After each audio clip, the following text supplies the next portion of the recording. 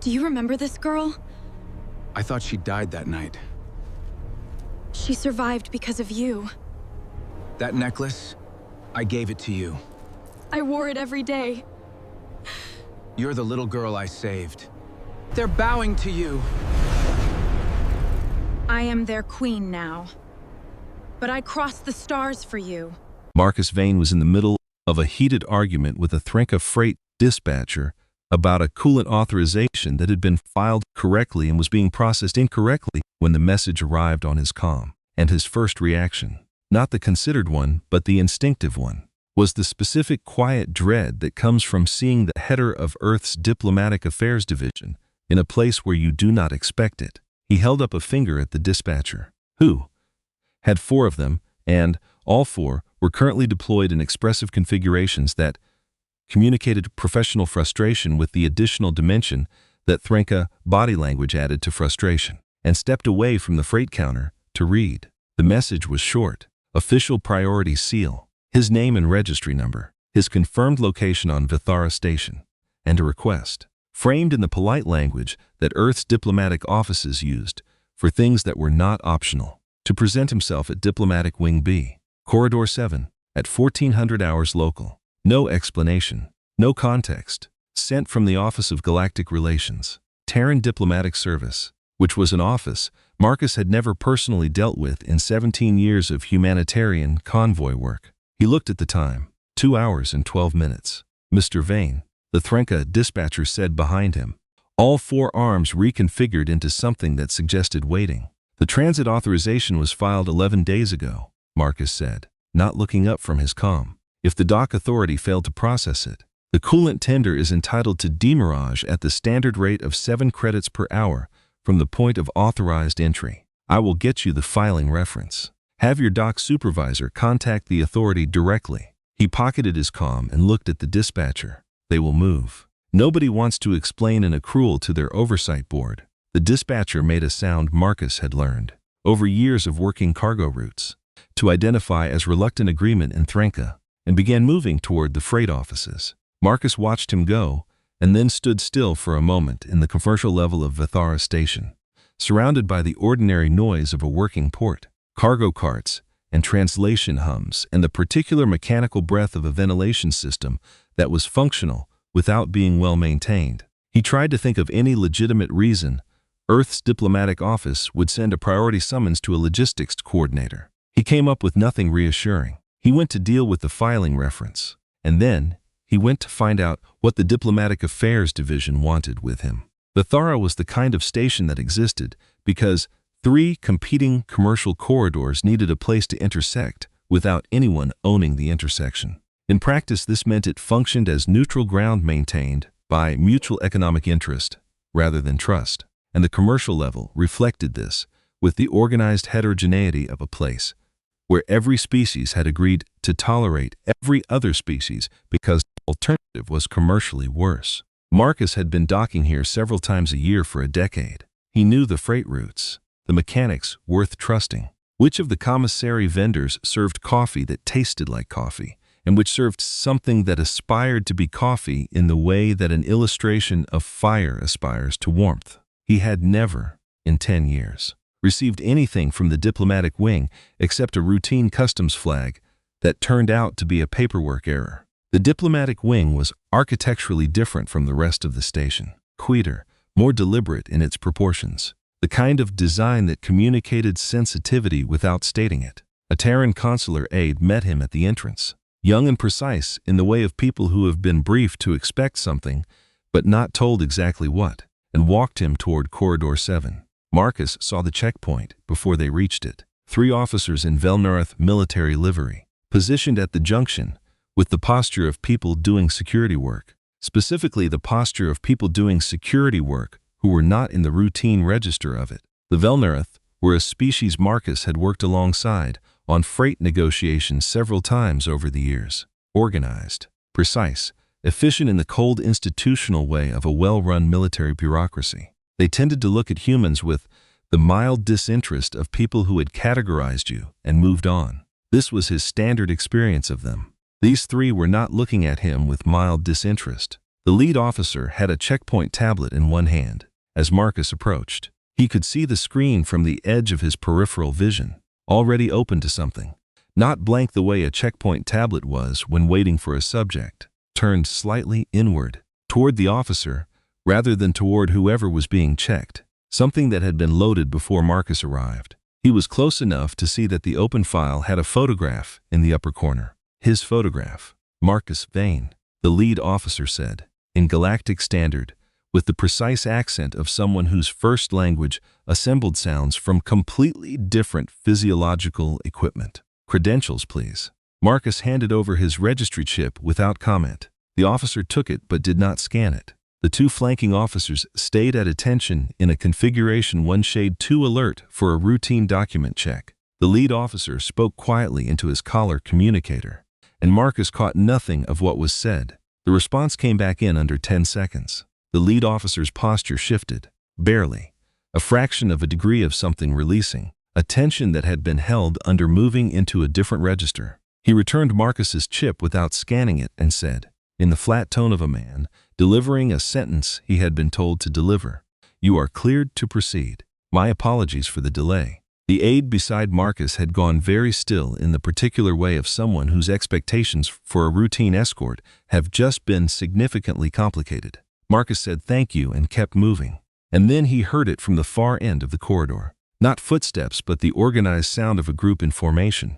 Coordinated movement with a center of gravity that the space around it reorganized itself toward. He turned. The Velkari honor escort came first. 4 guards in pale ceremonial armor that caught the corridor light at different angles with a slight iridescence, moving with the precise economy of professionals whose training had sublimated the performance into reflex. Behind them, flanked by 2 more guards, a person who walked the way that certain people walk when they have accepted that rooms will reorganize themselves around them and have decided that this changes nothing about how they intend to move. The Velkari were, in the taxonomic broadest sense, humanoid, bipedal, bilateral, within the human range of height, the expected number of limbs. The word humanoid stopped being useful at the level of detail. The bone structure was elongated in the torso, slightly compressed at the joints in ways that made the proportions subtly wrong to human eyes without being identifiably alien until you looked carefully. The skin was charcoal gray with a quality Marcus had always found difficult to name precisely. Some translucency over something that caught and held light in ways that varied with angle, as though something underneath was faintly and independently luminous. The eyes were pale gold with vertical pupils, adapted for wavelengths that human eyes could not reach. The person at the center of the escort was a queen. Marcus understood this before he processed any specific indicator. It was in the walk, the quality of how the space around her differed, the way the guards organized themselves not around her like a protective formation, but around her like a frame, around something that was the primary fact of the picture. He registered it, the way experienced cargo workers register a container that is wrong before they have counted the discrepancy, the knowledge arriving before the evidence. She was past him before he had caught up with his own recognition, and then she stopped. She turned, and her eyes found him, and the expression on her face was not surprise. It was the expression of a person who has been waiting for confirmation of something and has just received it. "Marcus Vane," she said, in English. The accent was careful the way a learned accent is careful. Each sound placed with the attention of someone who has studied the language from recordings rather than immersion, who understands the words before she has internalized the music of them. His name, in that voice, arrived somewhere in his chest with a weight that did not match the neutral meaning of a name. "Yes," he said, because it was. She held his gaze for a moment that was deliberate and calibrated, the way certain moments are when the person holding them understands their weight. Then there is a great deal to discuss. "Walk with me." He walked with her, behind him, as they moved toward the diplomatic wing's secure section. He heard one of the Velnarath officers murmur something to his colleague. He did not turn to look, but he noted, in the part of his brain that noticed things without being explicitly directed to, that the lead officer's voice had the quality of a man revising a report he had not yet filed, his posture carrying the specific adjustment of someone whose expected outcome for the next 10 minutes has not materialized. The room she led him to was small and practical, a table, 4 chairs, a window showing the station exterior and the dark beyond it, 1 guard inside, 1 at the door. She sat across the table from him, with her hands resting flat on the surface, in the posture of someone who has been preparing for this conversation for a long time, and is now in it. 7 years and 4 months ago, she said. A Velkari vessel called the Sovereign's Hand was traveling through the Turthan shipping lane when it sustained damage to its tertiary systems. An emergency pod was deployed incorrectly, internally, in the service corridor on Deck 3. She paused. You were aboard the Sovereign's Hand that day, doing documentation work for your convoy. He remembered it immediately, not because he thought about it often, he did not, but because certain things lodge in memory with unexpected permanence, and what he remembered was specific. The amber quality of the emergency lighting in the corridor, secondary amber rather than full alert red, too warm for a crisis and for that reason slightly wrong. The smell, chemical and almost sweet, which he later learned was Velkari hull sealant compound reacting with a coolant leak in the tertiary duct, a smell that had no business existing in a damaged ship corridor. An emergency pod deployed internally in a secondary junction, which was not how those pods were designed to function. And inside the pod, a figure not human, breathing in the shallow, labored way that told him, even without medical training, that the breathing was the problem. I was there for a manifest check, he said. The logistics coordinator who was supposed to do it was handling a discrepancy. I took the service corridor because the main deck was blocked for a security sweep. I misread the signage at the 3rd junction. He paused. That was you. Yes, she said. He sat with that for a moment. 7 years and 4 months. He had filed a report describing an unidentified Velkari individual, status critical, transferred to Sovereign's Hand medical personnel. He had gone back to checking manifests. The discrepancy had turned out to be a misfiled weight classification. He had eaten dinner and slept and continued his work. I did not know you were royal, he said. I know, she said. Something moved in her expression that was not quite sentiment but lived close to it. You called for emergency medical assistance. You relayed the pod's internal readings to your convoy's medical staff. You stayed in the corridor until the Sovereign's Hand's medical team arrived and described my condition accurately enough that they knew what they were addressing before they reached me. She paused. Before I explain the rest, I want to tell you something that I have not told anyone. He waited. Do you know what I remember most clearly about you? She said. In 7 years of thinking about that corridor, he had no answer for that. He said nothing. You were humming, she said. He looked at her. When you came down that corridor, she said, some human tune, low and slightly off key, completely unaware you were doing it. I heard you before I heard your footsteps clearly enough to identify your species by gait. I had been in that pod for approximately 40 minutes, listening to every sound in that corridor, trying to identify each one, trying to determine whether it was safe to activate the interior distress signal, whether doing so would help me or make my situation significantly worse. She held his gaze steadily, and then I heard you humming, and something in the quality of it, the complete ordinary casualness of it, told me before I could see you that whoever was coming down that corridor was not there with any dangerous purpose. They were simply going about their work. A pause. That was the moment I decided it was safe to activate the pod's interior distress light, so you would see it through the pod portal. Marcus stared at her. He had no recollection of humming. He almost certainly had been.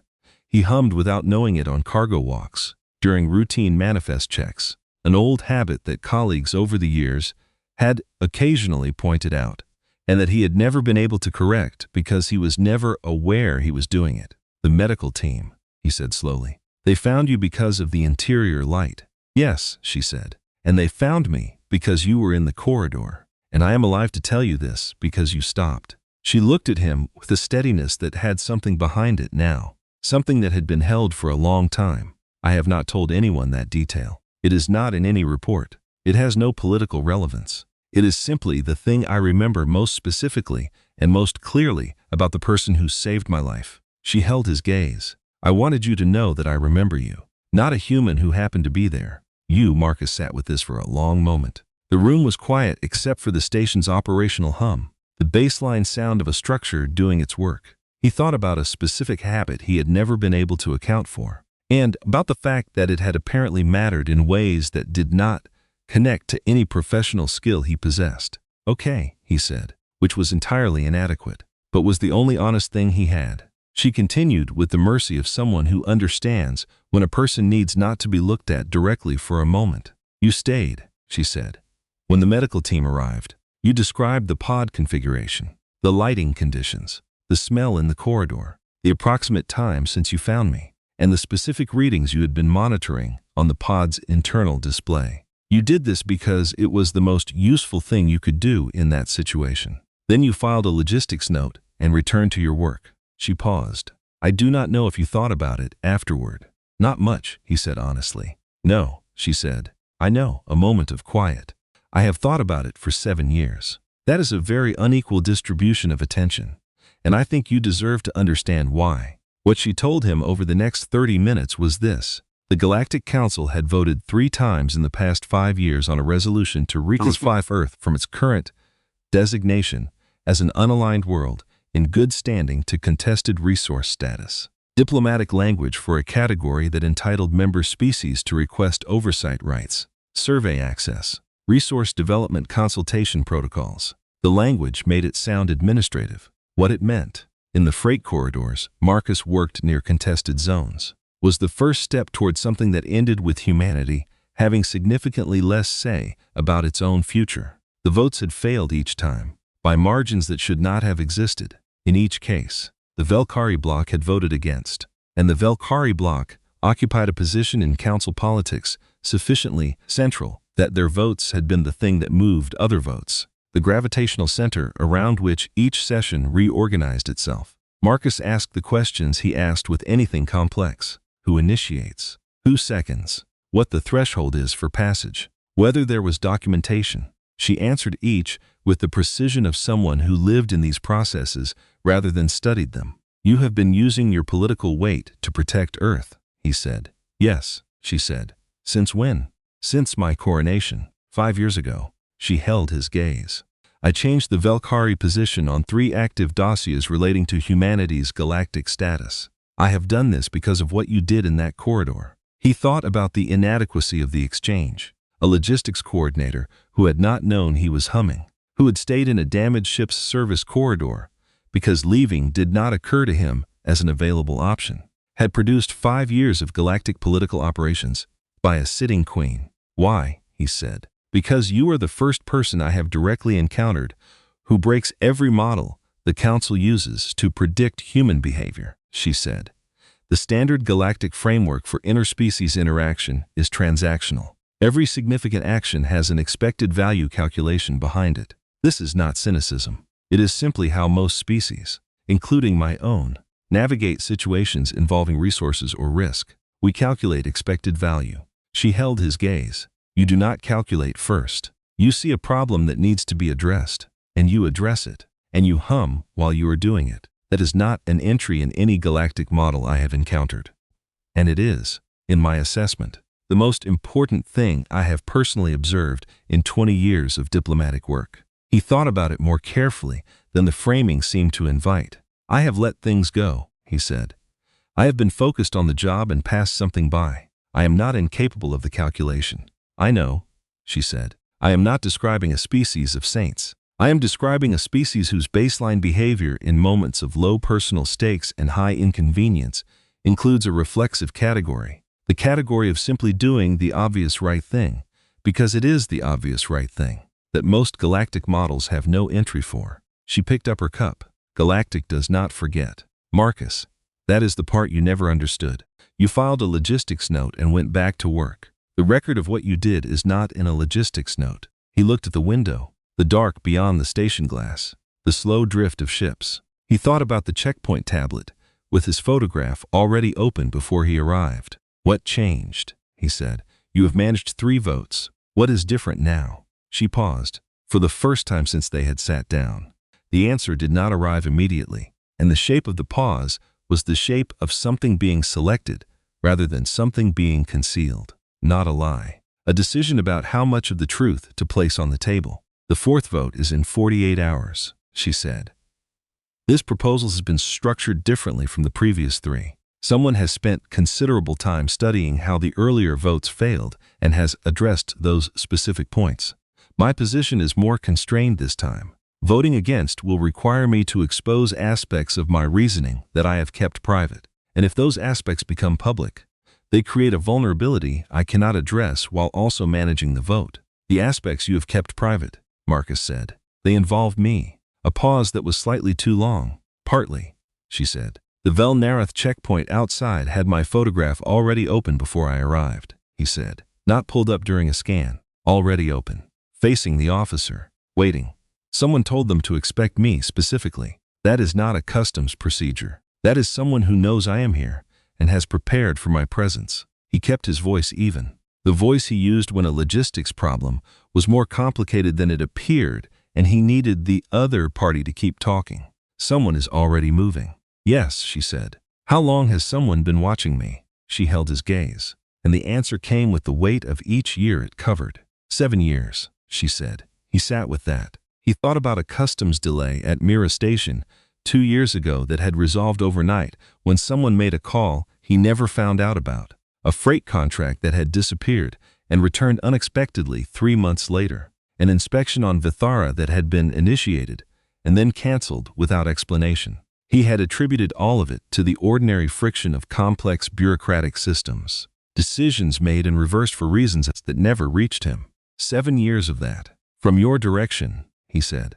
I will give you the full answer tomorrow morning, she said, in the secure wing, when I can give you the complete context. Tonight I want you to have what I have told you and sit with it. A pause. I know that may feel insufficient. It is fine, he said. He could see she had reasons, and pushing against reasons tonight would produce friction rather than information. She nodded once, the slight dip of a head that carried more weight than a larger gesture would have, and stood. He watched her move down the corridor toward the senior diplomatic suite, her guards reforming around her.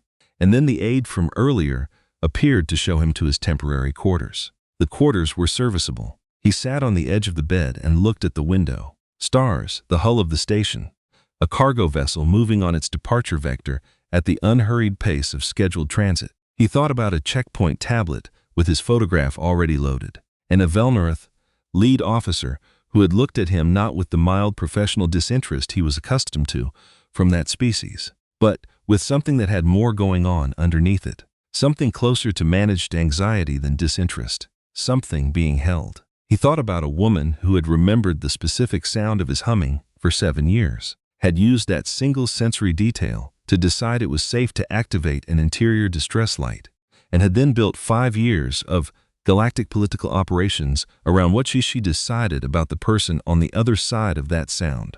He showed her the station. Not the diplomatic wing, but the commercial level. The main thoroughfares where the species mixture was at its most complete. Thranka freight crews in rapid negotiation with customs officials. A trio of Orathani representatives moving in the slow, deliberate way of beings whose biology operated on a slightly longer timescale than the rest of the port. 2 humans from a deep survey operation in conversation with a vendor that seemed from the outside entirely mismatched in scale and anatomy, but was apparently proceeding well. The sounds and smells and organized chaos of a working port where more than a dozen civilizations had agreed to coexist because the commercial alternative was worse. Athara walked beside him with her guards at a distance that suggested she had asked them to be inconspicuous, which they were, in the way of people very skilled at something that cannot quite be made fully invisible. They walked slowly, with the guards well back, through the Thranka freight section and the Orathani transit offices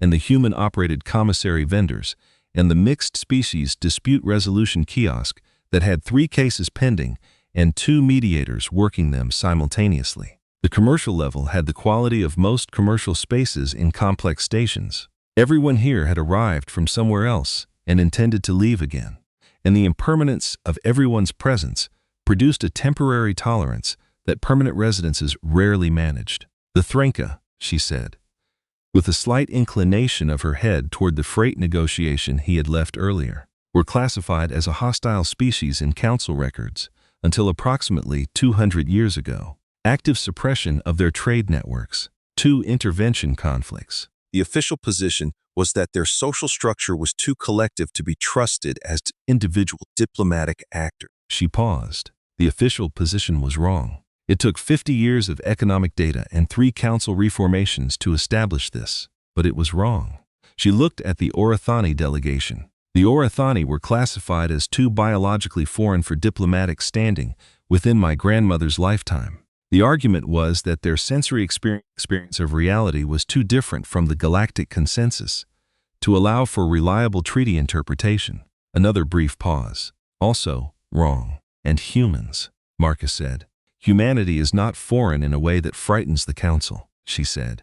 Humanity is familiar in a way that frightens the council. You develop on a curve the standard models do not account for. You adapt faster than species that have been spacefaring for centuries. You form genuine attachments to species you have met for the first time, which produces decision-making that the standard models also do not account for. She stopped walking, and he stopped with her, and she looked at him with something that had moved just slightly past diplomatic. You also, occasionally, take wrong turns in service corridors and stay with injured aliens until medical personnel arrive. I had a manifest to check, he said. Yes, she said. And this time, the thing that was not quite a smile came considerably closer to being one. You did, she resumed walking, and he fell back into step beside her. Galactic does not forget. Marcus, that is the part you never understood. You filed a logistics note and went back to your work. The record of what you did is not in that logistics note. He thought about this as they turned back toward the diplomatic wing, the sounds of the commercial level receding behind them. He thought about the checkpoint tablet with his photograph already open. He thought about a Velnarath lead officer looking at him not with the mild, professional disinterest he was accustomed to from that species, but with something that had more going on underneath it, something that needed to be managed. He thought about the checkpoint officer, the managed quality of what had been in his eyes. That was not standard Velnarath behavior around humans. The Velnarath were precise and neutral in the way of a species that had decided efficiency was the appropriate relationship with neutrality. What he had seen in the officer's eyes was something that was being controlled, not something neutral, something that had information in it that did not match the performed version of the interaction. He thought about the photograph already open before he arrived. Someone had told the officers to expect Marcus Vane. Someone had told them to hold, then told them to stand down when the Queen's escort appeared.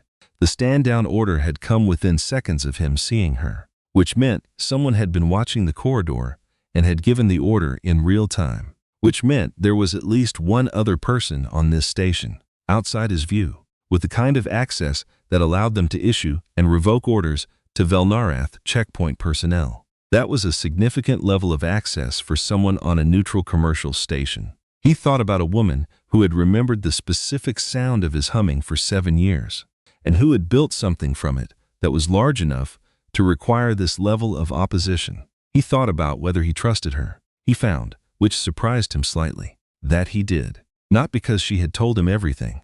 She had not. But because the things she had told him had the specific quality of things told to someone who is being prepared for something real, rather than things told to produce a specific reaction. She had given him the things that would disturb him as readily as the things that would reassure him. That was the behavior of someone who needed him to be accurate rather than cooperative. He filed what he did not know in the part of his mind that did not release problems until they resolved. And he went to sleep. The secure meeting was at 800 hours, in a room deeper in the diplomatic wing, with an additional layer of noise suppression and views only of the station interior rather than the exterior. Ethra was already there when the aide brought Marcus in, seated at the table with a cup of something steaming in front of her that was almost certainly not coffee, with the posture of a person who had arrived early, because she needed the time to arrange herself before the other person came through the door. He sat down. The aide left and closed the door. She said, "I want to tell you something that is not in any report." He waited. "Over the past 5 years," she said, "I have received a weekly intelligence summary from my diplomatic office, standard format, regional developments, council positioning updates, surveillance assessments of relevant actors." She looked at the table and then back at him, with the quality of someone who has been deciding whether to say something for a long time and has finally arrived at the decision. One of the standing items in that summary, for the past 5 years. Is a notation of your convoy's current route and port of call. He did not say anything. I told myself it was political intelligence, she said. That knowing your location allowed me to respond if something moved in your direction. That is true. It is also not the complete truth. She set down her cup. I read your shipping manifests every week. Marcus, your route filings, your cargo designations, your port registrations across 7 stations. I read them because I could not stop wanting to know that you were all right. She looked at him steadily, with the quality of someone accepting the weight of what they are saying, rather than deflecting from it. I am aware of how that sounds. I am telling you anyway, because you are about to walk into a situation in which understanding why I brought you here matters enormously, and you cannot fully understand that without understanding this. The room was quiet except for the station's hum. That is, Marcus said carefully, the most unexpected thing anyone has said to me in 17 years of cargo work. Something moved in her expression, not quite a smile, but its first cousin, seen from a distance. I imagine it is, she said. He sat with it for a moment, the manifest reading, the weekly notation. He thought about what it meant that a queen had been reading his freight routes, and found that it landed somewhere different from where he expected it to land. Not strange, not alarming. Something closer to finding out that someone had been keeping the lights on in a building he thought was empty. 3 votes, he said.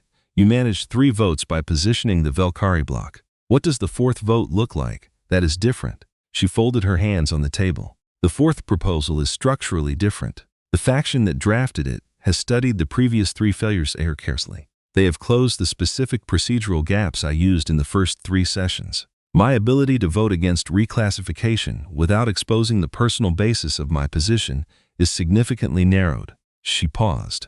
And someone within that faction has determined that exposing the personal basis is worth more to them as a political weapon than the vote itself is. They do not need the reclassification to pass this session. They need my reasoning to become a matter of public council record. Once my investment in your situation is formally documented, they can use it in the sessions that follow. They can argue that the Valkyrie position on Earth has been driven by sentiment rather than policy, and that 3 prior votes were therefore procedurally compromised. And that argument works, Marcus said. It is not without merit, she said, in galactic governance terms. A head of state making block decisions based on personal attachment to a private individual from an unaligned world is exactly the kind of irregularity that the council was designed to check. She held his gaze. I brought you here because you are the only person who can speak to certain events, without a prepared script and without a political stake, that the council can identify as a motive. You are the only witness whose account cannot be dismissed as strategically motivated, except for the part where my homeworld is the subject of the vote, he said. Yes, she said, except for that. He thought about what he was being asked, or what was being arranged around him, and found that the thinking was less complicated than the situation seemed to require. Someone needed him to say what happened in a corridor 7 years ago. He could say that. He had been saying what happened in corridors for 17 years. You said the situation became more complex operationally, he said. Something moved this week specifically. What was it? She was quiet for a moment.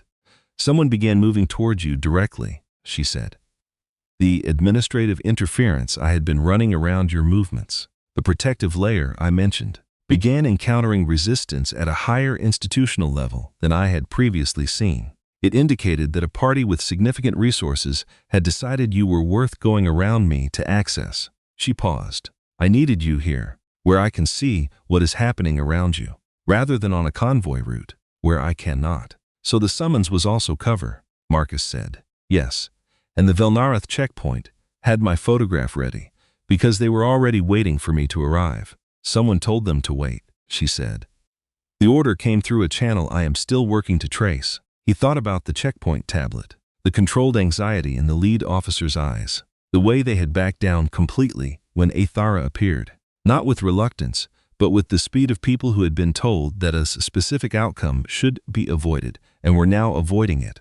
They were supposed to intercept me, he said, before I reached you, and they were told to stand down when your escort came into view. That is my reading, she said. Which means the person who sent the stand-down order is different from the person who issued the original intercept order, he said.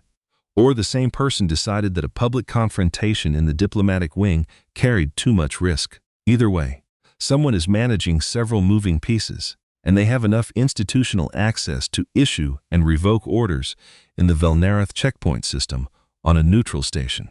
Athara looked at him with the quality of someone who has just received information they expected and are confirming it. Yes, she said. That is a significant level of access, he said.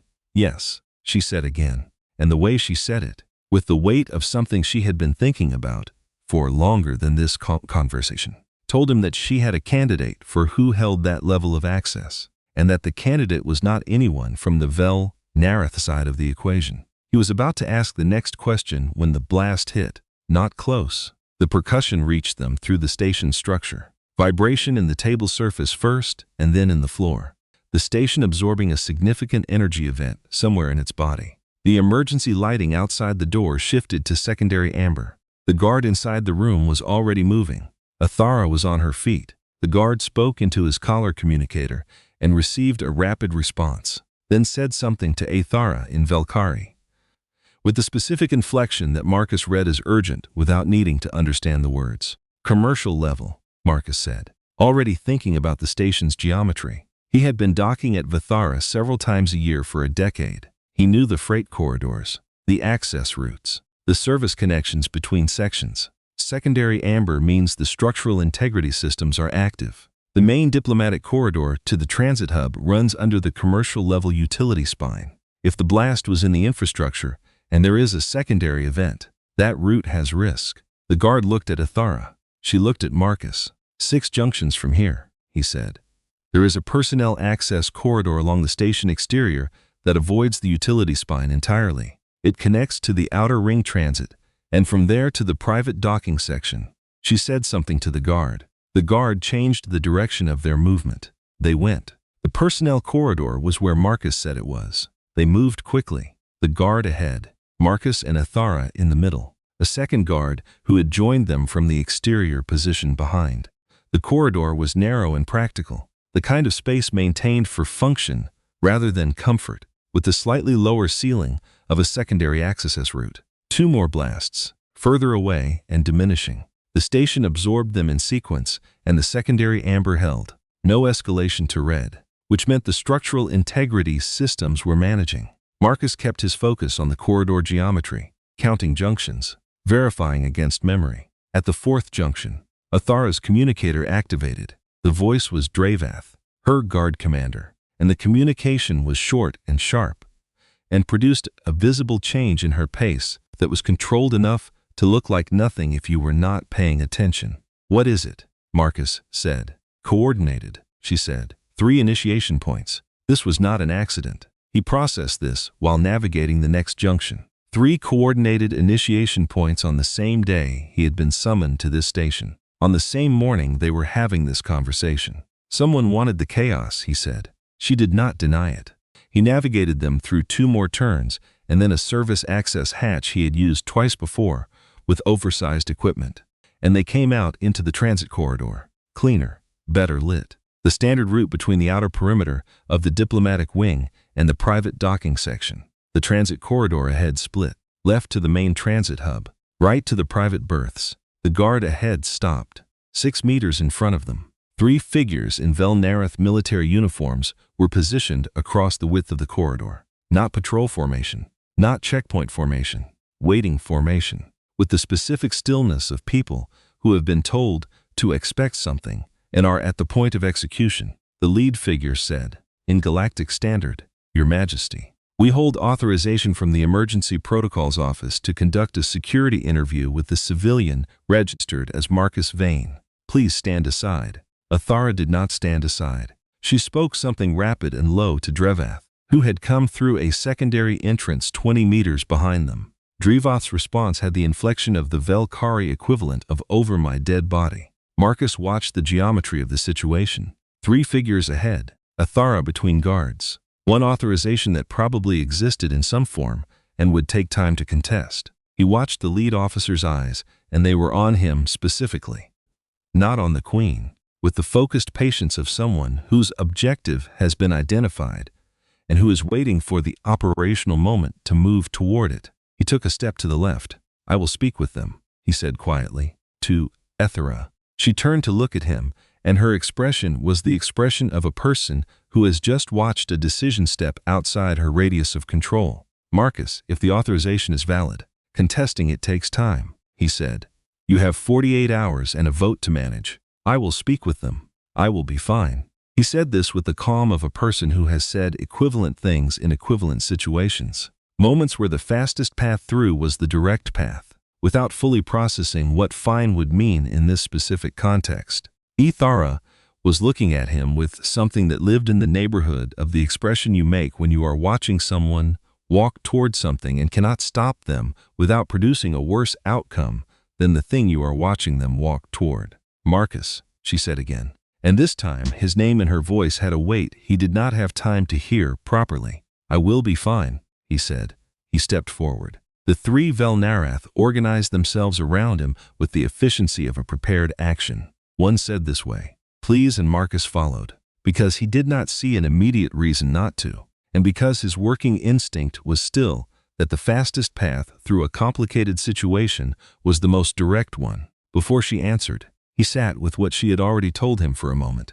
He thought about a queen in a formal diplomatic context, in whatever room she used for intelligence reviews, receiving a weekly summary and reading a section on a cargo convoy run by a logistics coordinator who did not know he was in the summary. He thought about what that meant to do once, and then again, and then every week for 5 years. He thought about the administrative cost of building and maintaining the apparatus required to make those routes safer without the route runner knowing the apparatus existed. He thought about care expressed as infrastructure, as management and protection and absence of friction, as a form of attention that produced nothing visible to the person being attended to. He had not known what to do with the knowledge when she first told him. He was still not sure he knew, but he was increasingly certain that it was not nothing. "How did you run the protection?" he said, specifically. "You said administrative interference across 9 encounters in 7 years. What does that look like from your end of it?" She set down her cup. "The simplest interventions are bureaucratic," she said. A senior review request filed against an inspection process and routed through channels that will take longer to resolve than the inspection window. A transit authorization flag escalated to a level that requires coordination between offices, which takes time. And by the time the coordination completes, your convoy has moved on.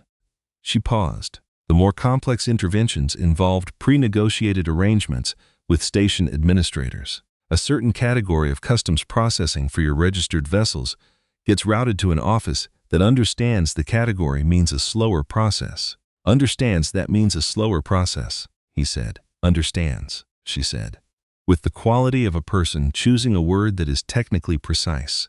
Nothing in writing. Nothing that would appear as anything other than ordinary administrative process if someone examined it from outside. The kind of arrangement that exists in every galactic port at some level. She looked at the window. "The difference is that mine were specifically configured around your convoy's routes and schedule." "How long before the blast did you know something was moving?" he asked.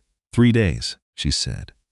"I received intelligence that a party I had not previously identified was filing documentation requests against your convoy records from 2 different station authorities simultaneously. That is not how routine freight inspections work. Simultaneous requests from different authorities on the same vessel registry indicates coordination, and coordination at that level requires a specific kind of institutional access." She paused. "I accelerated this meeting. I did not know the format it would take." He thought about this while they were still in the room. Before the blast changed the format for them, he was 2 corridors away, in a cargo transit section he did not recognize from his freight work. Before he began to revise that assessment, the ship at the docking port was unmarked, not unusual in private berths, where many vessels operated without prominent registry markings. But the configuration of the airlock collar was Velnarath military specification, not commercial, not private registry. The specification that appeared in maintenance documentation for military-designated docking operations.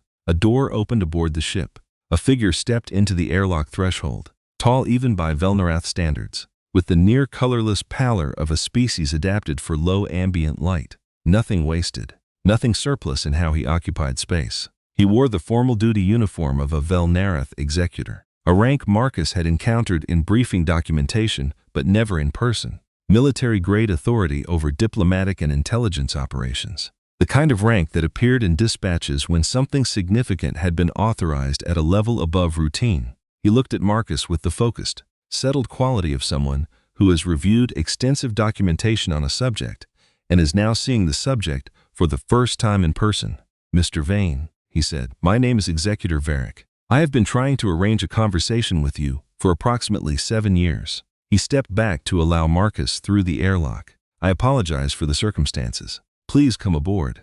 Marcus came aboard. The door closed behind him. The room they put him in was functional and deliberately not punitive. Environmental controls set at a temperature slightly cool by human standards but not hostile. The kind of accommodation designed for a subject whose cooperation was more useful than their discomfort.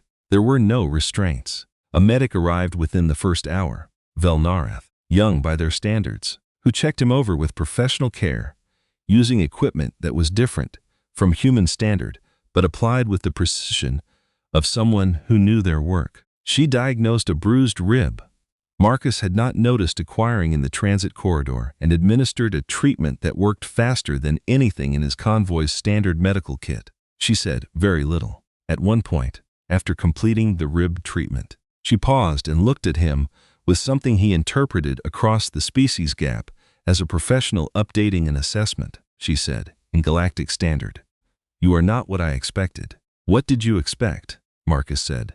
She considered the question seriously. The way someone does when they do not dismiss things by reflex. "Something that required more security," she said, and returned to her equipment. He thought about that after she left. Varric came to see him in the early station hours, the time when institutional spaces went quiet in the particular way of institutions at rest. He brought 2 cups of something warm, not coffee, not anything Marcus could identify by sight or smell, but warm and not unpleasant, and set one in front of Marcus with the deliberateness of a gesture that was intended to communicate something about the nature of the conversation that was about to happen. "I want to have an honest conversation," Varric said, sitting across the table, with the posture of someone for whom the table was simply a flat surface and not a boundary. "In my experience, honest conversations are most efficiently achieved by treating the other party as capable of handling honest information." "I appreciate that," Marcus said. Varric looked at him. The Velnarath had eyes adapted for lower ambient light than human eyes or Velkari eyes, darker and less reflective, with a quality Marcus had always found difficult to read from the outside. The expression behind them, operating in a register that did not map cleanly to human facial expression. "I will begin with what I want," Varric said, "and then explain why I want it." "All right," Marcus said. "I want the Queen to sign a reclassification agreement for 3 human colony systems in the Outer Terran sector," Varric said.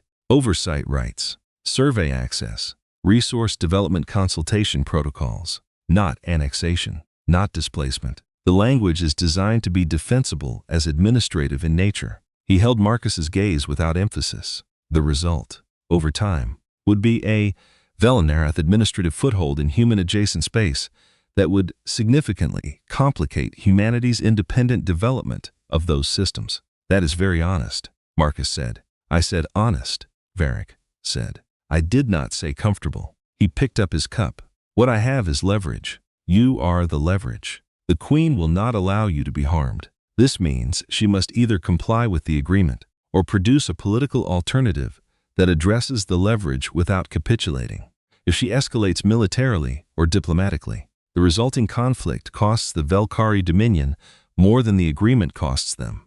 She is caught between 2 expensive outcomes.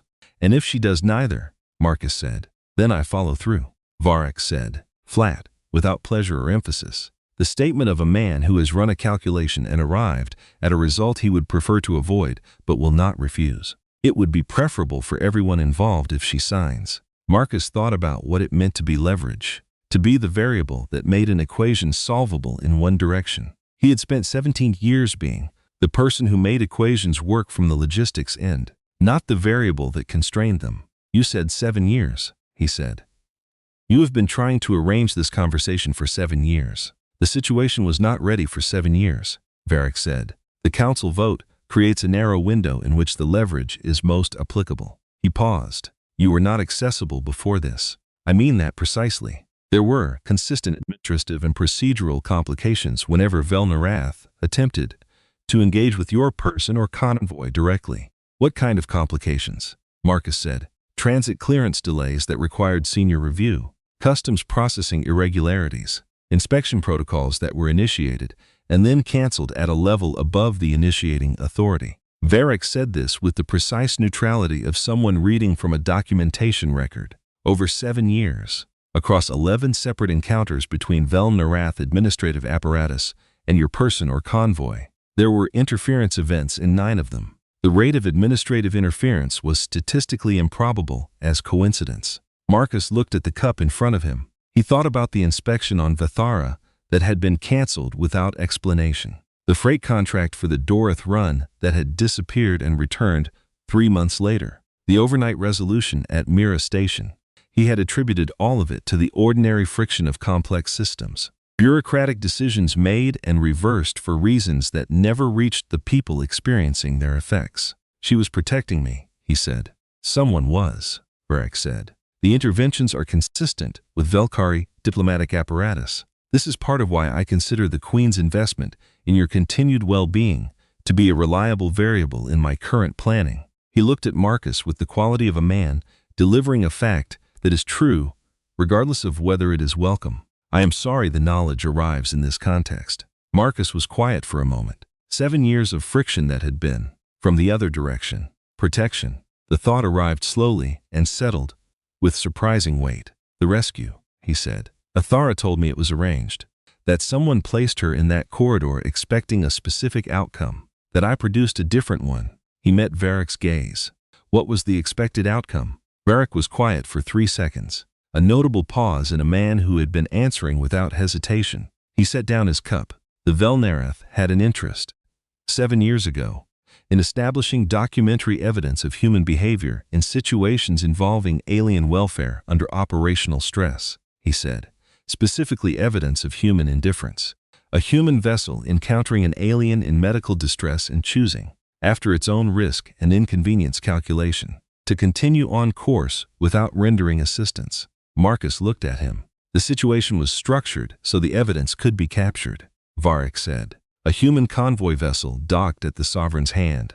A Velkari royal in a service corridor in a condition that made her require immediate assistance. A documentation unit positioned in the secondary corridor to record any crew members who entered that section. He held Marcus's gaze. The expected behavior, based on our modeling of human interspecies interaction protocols, was non-engagement. Assess the situation. Determine that involvement exceeded operational parameters. Continue on course. The footage would have been submitted as evidence before the council. I was not operating with interspecies protocols, Marcus said. I was checking a manifest. I went down the wrong corridor because I misread a sign. I stayed because leaving did not occur to me. Yes, Varric said. We know that now. The documentation unit, Marcus said. It recorded what actually happened. Yes, Varric said. The footage was filed and sealed because it did not produce the expected outcome. And the expected outcome was the entire purpose of the exercise. Marcus sat with this for a long moment. He thought about a model of human behavior that predicted he would walk past an injured alien in a corridor. He thought about the specific chain of small, unremarkable deviations that had put him in that corridor instead of the one he had been looking for. A wrong turn, a misread sign, a manifest check he had taken over for a colleague who was dealing with a discrepancy. Who authorized the exercise? He said. The original one. Who gave the order? Varric paused again. This pause had a different quality from the earlier ones. Not the pause of calculation, but the pause of a man who has reached the edge of something he is still processing and has not yet determined what is on the other side of it. The authorization structure was standard Velnarath intelligence operation format, Varric said slowly. Valid chain. Correct authentication markers. My understanding, at the time, was that it originated within our intelligence directorate. He stopped. Something was working in his expression that was operating below the surface of what he permitted to be visible, but the working was there. Recent information has suggested that the authorization chain, while formally correct at every documented level, may have been constructed to appear Velnarath in origin while actually originating elsewhere. Marcus looked at him. Varric set down his cup. He placed it on the table, with the careful deliberateness of someone who needs a moment that does not look like a moment. There are aspects of my current situation, he said, that I am still processing. It was the first thing he had said that did not have the quality of prepared speech. It had the quality of something said between prepared statements, true in a way that prepared statements were also true, but more immediately so, more present in the room. Marcus thought about what he had heard. An authorization chain that was formally Velnarath, but might have originated elsewhere. A documentation exercise that was designed to capture human behavior, but captured something its designers had not anticipated. 7 years of subsequent operations, built around the wrong outcome of the original. Someone built the original trap, Marcus said, and when it did not produce what they wanted, they did not abandon it. They watched what grew out of the failure. They waited until the relationship that grew out of what you did not expect became the thing they could use. He looked at Varric steadily. And then they gave you an authorization that looked like yours, to execute an operation that served their purpose. And you executed it, because the paperwork was in order. Varric looked at him. The quality of the look had shifted. Something in it now that had not been there before. Someone used you, Marcus said, the same way they used me, the same way they have been using the friction between your species and hers for however long this has been running. Varric was quiet for a long time. Long enough that Marcus stopped expecting an answer. Then Varric said, in a voice 3 degrees quieter than the one he had been using all evening, I have received information in the past several hours that requires me to significantly revise my understanding of the authorization structure for the original documentation exercise, and for several operations subsequent to it. He paused. The Velnarath Executor's office does not make errors of this type. No, Marcus said, you do not. But someone who understood your authorization structure well enough could route through it, without your office knowing the origin. Someone with enough institutional access to make the paperwork look right from inside. Varric picked up his cup, set it down without drinking, picked it up again, set it down again. It was a small thing, but it was the first uncontrolled physical action Marcus had observed from him in several hours. How does a logistics coordinator from an unaligned world arrive at that analysis in 6 hours of captivity? He said. I spend my professional life figuring out why cargo is not arriving where it is supposed to arrive, Marcus said. The answer is almost always that someone upstream made a decision that changed the routing, and the people downstreams experienced only the effects without knowing the cause. He looked at Varric evenly. Your operation was downstream of a decision you did not know had been made. Varric was quiet for long enough that Marcus could hear the station's structural hum, the baseline sound of a system doing its work. Then Varric stood and said, the formal transfer proceedings will occur in 6 hours. Your belongings will be returned to you before then. The council's session will address several matters simultaneously. He paused at the door. Some of them are not what the parties who called the session intend to address. He left. The room was quiet. Marcus sat and thought about a corridor 7 years ago, and about how far the effects of one wrong turn could travel through a system when a specific person was waiting for the effects to reach them. He thought about what it would mean to walk into a room full of people who had been running calculations on what happened in that corridor and say, here is what actually happened.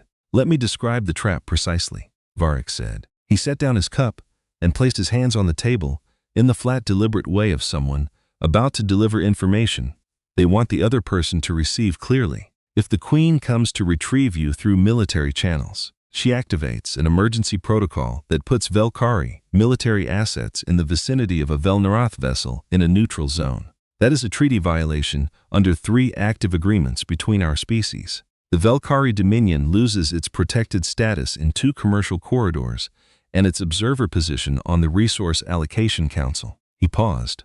If she comes through diplomatic channels, she is acknowledging publicly that your welfare is a Velkari diplomatic priority, which means she is confirming exactly the characterization that the council faction that sponsored the reclassification vote will use against her. Another pause.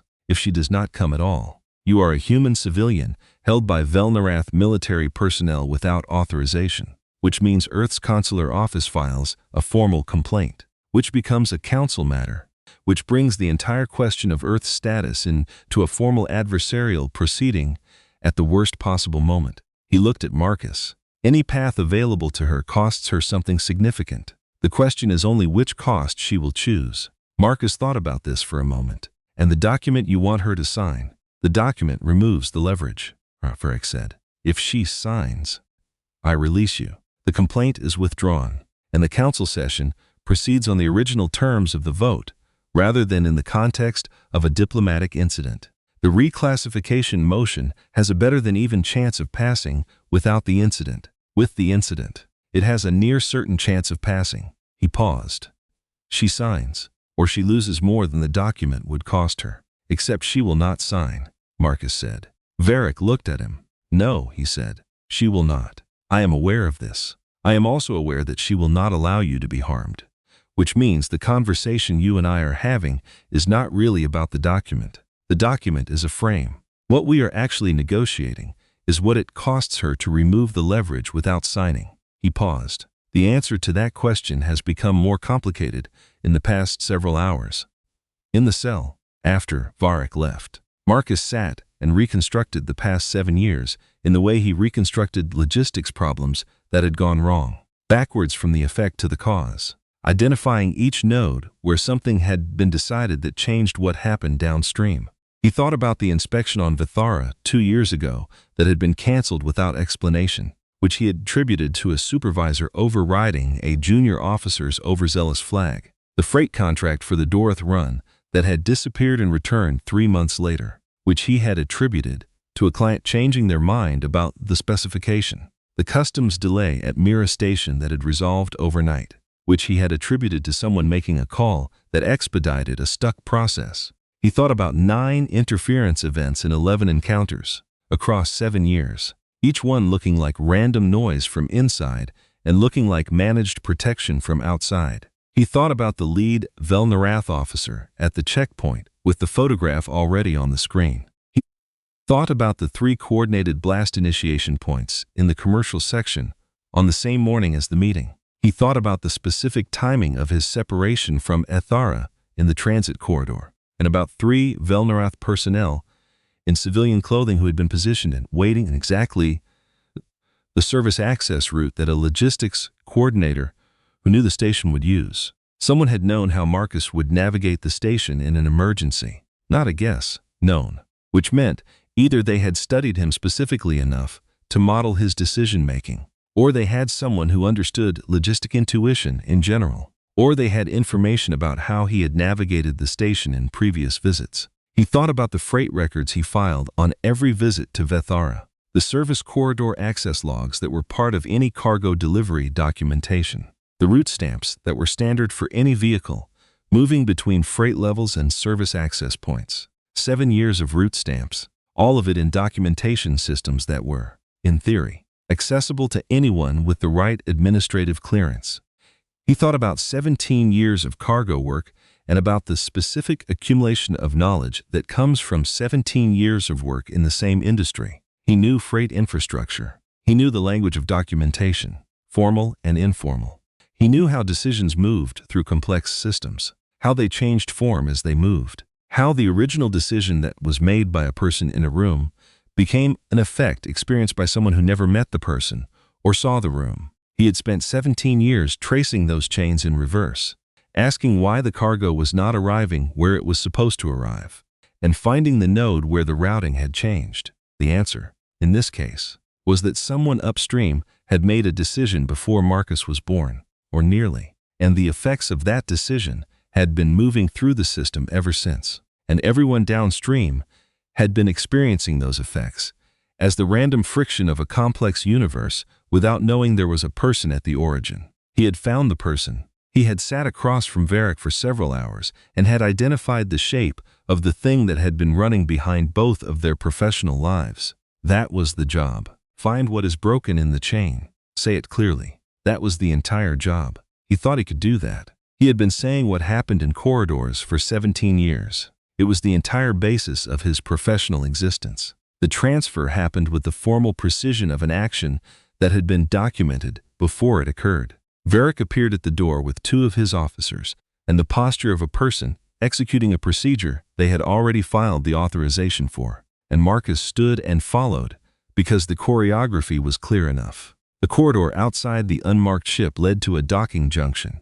From the junction to a transit section he had not navigated before, and from there to a meeting point in the outer corridor, Olaf, the formal diplomat section, where Dreveth was waiting with 3 guards and the specific energy of a man who has spent several hours in controlled fury and has brought it down to something that looked like professional composure from the outside. Dreveth looked at Marcus with the quick assessment of someone updating a file in real time.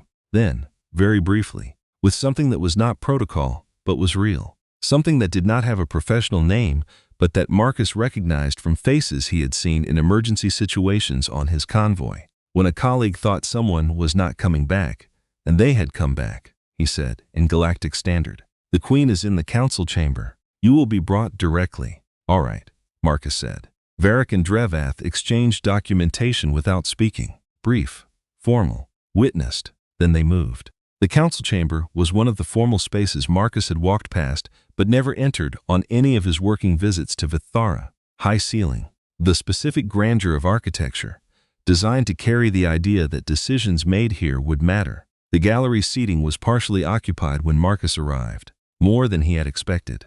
Observers, not only the council member representatives, but representatives of a dozen other interests, some in formal capacity, and some with the slightly disordered quality of people who had been summoned urgently and had not had time to prepare. Word had moved through the station the way significant things always moved in confined spaces. Athara was at the central table. She stood when she saw him. Not the stand of formal protocol. The stand of a person who has been waiting for someone to arrive and has now seen them arrive. The motion lasted less than 1 second before it was corrected, returned to the proper posture of a head of state in a formal session. But it had happened, and Marcus registered it in the fraction of a second before the correction came back, and something in him that had been holding against tension released a fraction.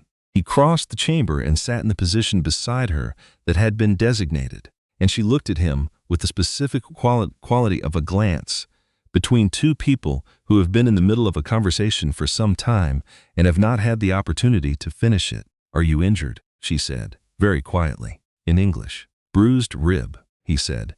They treated it. She processed this with the simultaneous expression of a person who is relieved and furious about the same piece of information at the same time.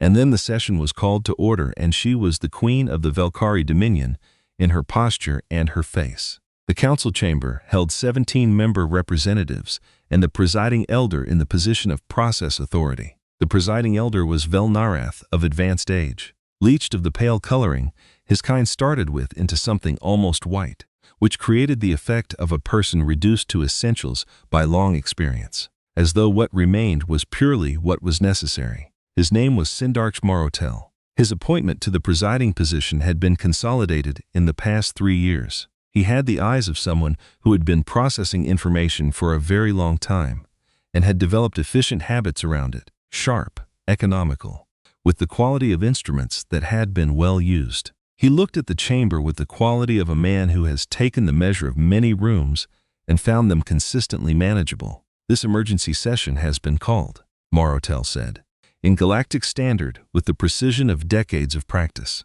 "to address a matter of urgency regarding the unauthorized detention of a civilian registered to the Terran Diplomatic Service by military-designated personnel operating without confirmed civilian authorization." He paused. The detained civilian is present. He looked at Marcus with the mild finishing interest of someone adding the last detail to a picture already largely composed.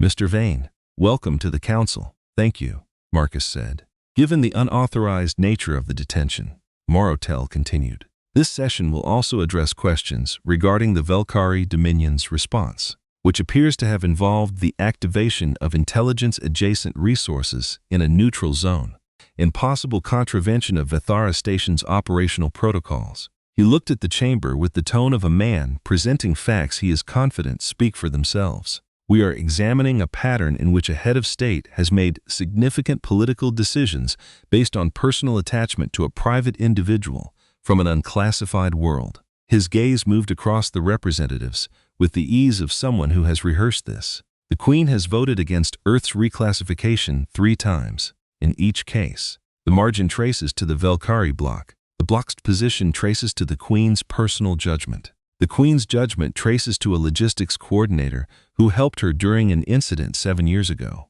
He paused. One might ask whether Mr. Vane's presence here serves his homeworld's interests, or whether it primarily serves the interests of those who have organized around him. He let that land. Then he added, with the pacing of a man saving a specific sentence, "We all grieve when our experiments fail." The Queen's grief, in this case, has been ongoing and politically expensive. The word experiment landed in the room and stayed there. Marcus felt Aethera go very still beside him. Marotel turned to Varric. "Executor Varric, given your presence in this matter, the Council would welcome your statement." Varric rose. He did not rise with the careful posture of a man delivering something prepared. He rose with the posture of a man who has made a decision and is executing it without any further internal deliberation. "The Council should be aware," Varric said, in a voice that was completely flat and completely final, "that the detention of Marcus Vane was authorized through a command chain that I have determined, in the past 12 hours, to be fraudulent in its origin." The chamber stopped being what it had been. The authorization I operated under was structured to appear as standard Velnarath Intelligence Directorate protocol, Varric said. "Correct format, correct authentication markers. I had no reason at the time to question its origin." He paused and looked at Marotel, not with accusation but with something colder than accusation. The look of a man placing evidence into a location where the person who most needs to confront it cannot look away from it. The authentication trail traces, through several institutional layers, to an administrative node within the presiding elder's private intelligence apparatus. The chamber noise changed quality entirely. Aethera's initial statement for the session record was brief and precise. The sequence of events, the unauthorized detention, the emergency transfer, the grounds on which the session had been called. She spoke without notes, in the fluent way of someone for whom formal session procedures were daily environment rather than studied protocol. The chamber attended to her with the varied quality of people who had not expected to be here and were recalibrating their understanding of what they were being asked to adjudicate. Then Varric spoke, and when he finished, the room was not the room it had been. Marotel's composure did not break, but something moved through it, something very small and very fast. The specific micro-adjustment of a man identifying which scenario he is in from among the scenarios he prepared for, he said, with the precise patience of a man who has been in rooms that shifted unexpectedly around him before. "Executor Varric, you are making a significant allegation on the basis of a trail that can be fabricated." "It can," Varric said. "It was not." He held Marotel's gaze. "And the trail does not end with the detention. The authorization chain for the original documentation exercise, 7 years ago, the exercise that placed Princess Aethera in a damaged service corridor specifically to document how a human vessel would respond, traces to the same administrative node." He paused. "You built the trap. You placed her in that corridor. You positioned the documentation unit. And when a human logistics coordinator did not behave according to your model, you sealed the footage and waited. You waited 7 years for the moment when you could use what grew out of your failure as a different kind of weapon." Something moved in Marotel's expression, something sharper than before. "These allegations require formal verification," he said. "An independent panel, 30 days minimum. This session has neither the time nor the mandate to treat unverified claims as established fact." His voice had taken on an edge, small, but there. "The Velnarath's authentication systems are not subject to the interpretation of a single executor operating outside his operational authority. The Orathani Independent Archive Service disagrees," Varric said. He sat. The chamber absorbed this. 17 representatives and a gallery of observers, each through the filter of what they stood to gain or lose from what they were hearing. Marotel turned his attention to Marcus. The turn was deliberate, a complete and precise reallocation of focus. "Mr. Vane, you were present on Vethara Station 7 years and 4 months ago during an incident involving a Valkyrie vessel." "I was," Marcus said. "Your presence in that incident has formed the basis of a significant relationship between yourself and Queen Aethera." "That is accurate. And Queen Aethera has, in the period since that incident, made several significant policy adjustments traceable to personal concern for your well-being and for the status of your homeworld. He said this in the tone of presenting uncontested facts. The most charitable interpretation is that her judgment has been influenced by sentiment. The least charitable is that a sovereign has been conducting galactic policy, as though it were a personal favor. He paused. I raise this not to disparage her motivations, which I am certain she finds entirely sincere, but to note that sincerity and good governance are not the same quality. He looked at Marcus with the mild interest of someone watching a variable perform as predicted. We all grieve, Mr. Vane. When our experiments fail, the Queen has been grieving for 7 years. It has cost her dominion considerably. The word again, experiment, twice now. Marcus looked at Ethara. She was looking at the table. Her hands were flat on the surface. She had not looked up. He thought about 7 years. He thought about 3 council votes. He thought about a queen reading shipping manifests every week for 5 years, telling herself it was political intelligence, knowing it was not only that. He thought about her telling him this morning, in a secure room over something that was not coffee, that she had been watching the direction from which the threat was coming. She had not told him. She had known for 7 years that he was at the center of something she was managing around him, and she had not told him, because telling him was the one action that would change how he moved through the world, would collapse the operational distance that made the protection work. She had carried 7 years of that calculation alone. He looked at her. She was still looking at the table, preparing herself for what she thought was coming next. Your Majesty, he said. Ethara looked up. Her eyes were the pale gold with the depth he had seen the first time. She was prepared for something, and whatever she was prepared for was visible in the way she was looking at him. You could not tell me, he said, quietly, in English, because telling me would have made me a target sooner. The pause before her answer was barely visible. Yes, she said, and you have been managing the consequences of that corridor for 7 years, he said, alone. Because if anyone knew the full reasoning behind your votes, the reasoning became a vulnerability. Yes, she said, he said, especially me. Because if I knew, I would change how I moved, and that would tell them that I knew, and that would tell them that you had told me, and that would confirm exactly the kind of relationship they wanted to expose. Yes, she said, and this time the single word had something in it that was not only acknowledgement, something that had been sitting inside the acknowledgement for 7 years and was now being set down in front of the person it had always been intended for. He nodded once. He turned back to Marotel, and what he saw on Marotel's face, for just one moment, was not the composed attention of a presiding elder managing a session. It was something that the elder had not quite gotten back under control in the second between Marcus speaking and Marotel composing himself again. Something recalculating, something that had been running a specific model of how this moment would go, and was now confronting the fact that the model had produced the wrong output. He had expected Marcus to be angry. He had built his entire strategy for this session around Marcus being angry. You authorized the original exercise, Marcus said to him. You placed her in that corridor. You built and maintained the Cold War between Velnarath and Velkari around the failure of that original operation, because the instability was more useful to you than any specific outcome of the conflict. And now you are using me as the lever to finish what you started 7 years ago, because you believe that as long as you can expose the Queen's attachment to me as politically compromising, you do not need the documentation you tried to create. You have a different kind of evidence. Marotel held his gaze with the composure of a man who does not lose composure and said, with a precision that had an edge in it, you are a logistics coordinator from an unclassified world. Mr. Vane, I would caution you against mistaking a summary of events for a grasp of their scope. Call the vote, Marcus said. Whatever vote you came here to call, and then let me address the council before it is cast. Marotel studied him.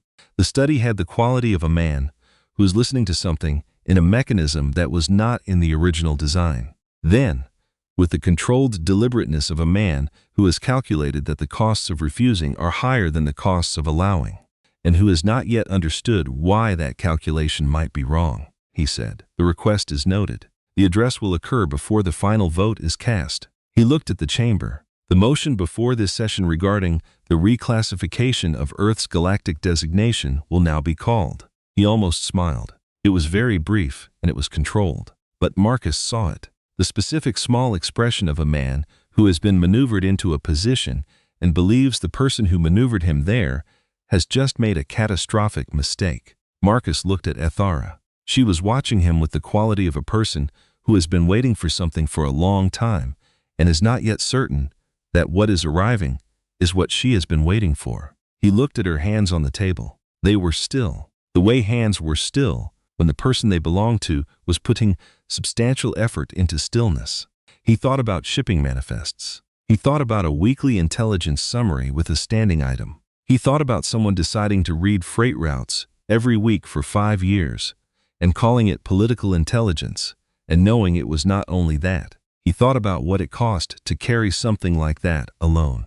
Not the political management of it, which was its own significant weight, but the personal weight of knowing that a person whose routes you read every week did not know you were reading them and was going about their work in the specific ordinary way of someone who did not know they were at the center of anything. "Trust me," he said, quietly. She was quiet for one moment. Then, just as quietly, "I trusted you in a corridor 7 years ago. I have not stopped." He turned to face the chamber as the vote was called, and thought about what he was going to say, and found that he already knew.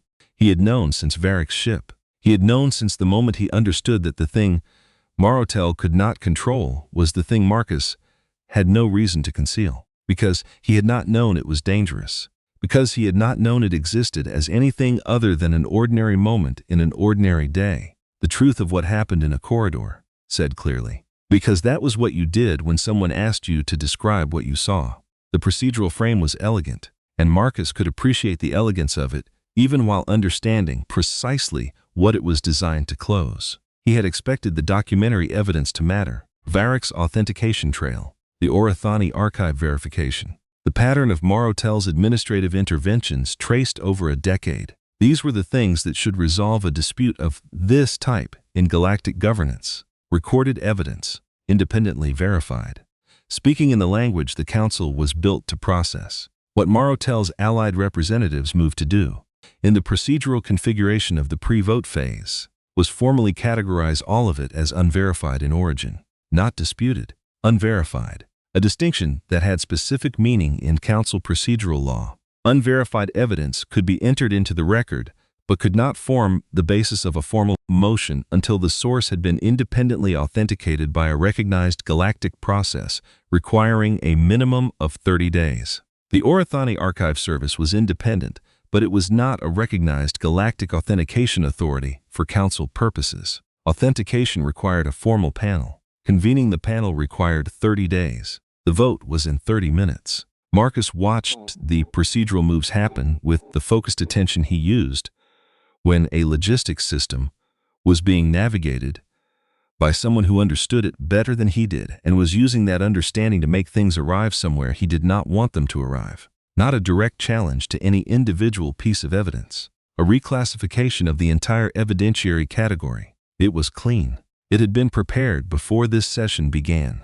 He raised his hand when Marotel completed the procedural sequence. "I believe I was promised an address," he said. Marotel looked at him. Something still comfortable in his expression.